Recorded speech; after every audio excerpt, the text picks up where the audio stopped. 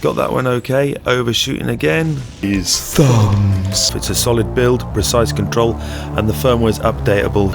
Oi, sunshine.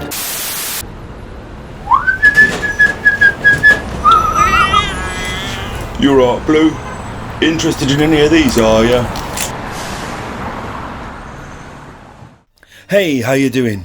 Today we're going to take a look at some of the different controller options available for the PlayStation 2, including the DualShock 2, the DualShock 4, the 6-axis, and the Retro Fighters Defender. Let's crack on. Okay, first up is the DualShock 4 and Brook Windman adapter, also known as the PlayStation 4 controller. The controller felt nice and tight and responsive, analog sticks weren't too sensitive, and most of the time I was hitting my targets. My targets in question were the posts in the background, as you can see me aiming for, and also the boxes on the floor. A lot of times with more sensitive analog sticks, what will happen is you'll cross your target and then you'll have to readjust several times to your bead in. I'm just trying a couple of different targets here just to keep the movement varied. Homing in on the posts again, no problems there whatsoever, hitting most of them first go without having to travel past and then correct my movement. Just trying a little bit of analog movement up and down on the diagonals. I did notice on the DualShock 4 it was slightly more sluggish on the diagonals compared to the other controllers. Okay, next up the DualShock 2, the original PlayStation 2 controller and the benchmark for all other controllers. The controller felt really nice and responsive, didn't have any issues with oversensitive analog sticks, everything just worked nicely.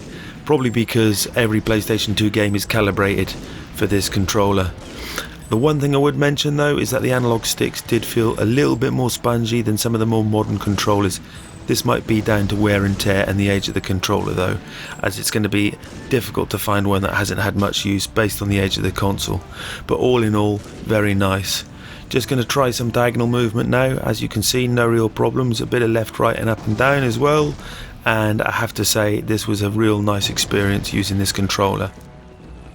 Moving on now to the 6-axis controller and Brook adapter. This was the original PlayStation 3 controller until they upgraded it to the DualShock 3. Very nice controller to use, it felt very precise. I had no problems with oversensitivity of the analog sticks, and as you can see I'm popping all my targets nicely. There we go, there's another one done. Changing that up now. Hit that one easy, and again.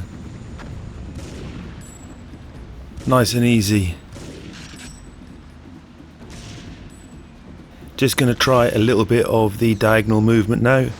No problems again, everything felt nice and smooth. Up and down on the control stick. And we definitely have a contender for the best of the bunch here. And finally the Retro Fighters Defender. This is a modern controller made specifically for the PlayStation 2. It is compatible with a few other consoles, but we won't get into that here. Now I have a big problem with this controller. The analog sticks are way too sensitive. And if you watch this footage, you'll see me overshooting the target a lot and then having to backtrack and try and bead in on it. It was very difficult to be accurate with this controller, and there is definitely some fundamental flaw with the sensitivity of the analog sticks.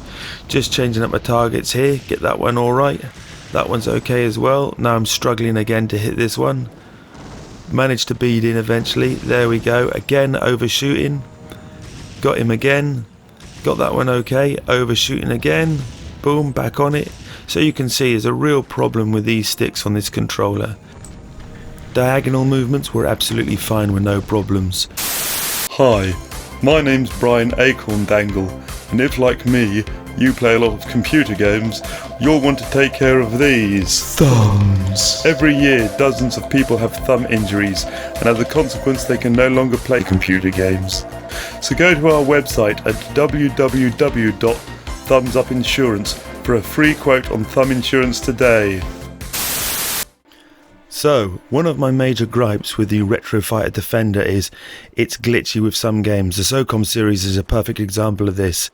If I run forward while circling to the right, which would require me to push up on the left thumbstick and up and right on the right thumbstick, this is the movement I'm doing now. The problem is, when I let go of the right thumbstick, it will still lock in this movement, where I should just be running forward, I'm running around in this big circle. So that's a major problem with this controller. I'm just going to try it the other way to point something out. The mission area. So I'm walking forward now, and I'm going to start circling to the left. As you can see, I'm circling to the left, but as soon as I let go of that right thumbstick, it stops that circular movement and carries on running forward. I'll go back round to the right now, and as you can see, I'm locked in now. I've let go of the stick and I'm still locked into this circular motion. This might not seem like a big problem, but it is, because what happens also sometimes is after that's happened, you then can't move in that direction again until you reset your sticks and move in an opposite direction. So it's a major glitch with the controller. The DualShock 4 is relatively easy to get hold of. It's a solid build, precise control, and the firmware is updatable via the dongle. No pressure sensitive buttons means that there will be some compatibility issues. Diagonal movement can be an issue with some games, and it's the overall cost considering you've got to get the controller and the dongle. The DualShock 2 offers the most authentic experience. It's accurate and it's 100% compatible. No problems there. They're harder to find. They're prone to failing, especially the membrane, and the sticks often feel spongy based on the age of the unit. The 6-axis offers an authentic experience, it's accurate control, 100% compatible, and it's got updatable firmware again by the dongle. Again, they can be hard to find, also prone to failing, especially the internal battery and the overall cost, because you've got to buy the dongle as well. The Retro Fighter Defender is readily available. It's a good affordable price and the firmware is updatable, but unfortunately it's got oversensitive sticks and triggers and it glitches with some games. So there we go. If you want the most reliable controller, I'd say go for the DualShock 4. If you want the most authentic experience, go for the DualShock 2. However, you may have to replace that membrane. The DualShock 3 also offers a very authentic experience. I think the thumbsticks are slightly better than the DualShock 2. However, again, you may be replacing those batteries before too long. The Retro Fighter Defender is a controller I really want to like, but unfortunately, the oversensitivity of the triggers and the thumbsticks means it's a no-go for me. I did reach out to Retro Fighters about this and they told me to update the firmware. The firmware notes mention nothing of the problems I encountered, and consequently the firmware update didn't solve it. And that's it. Come in!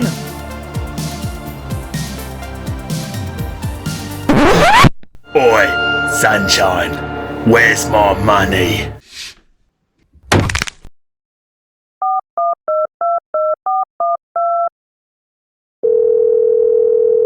Hi, you're through to Thumbs Up Insurance. Press 1 to like, 2 to subscribe, and 3 to comment. Thank you.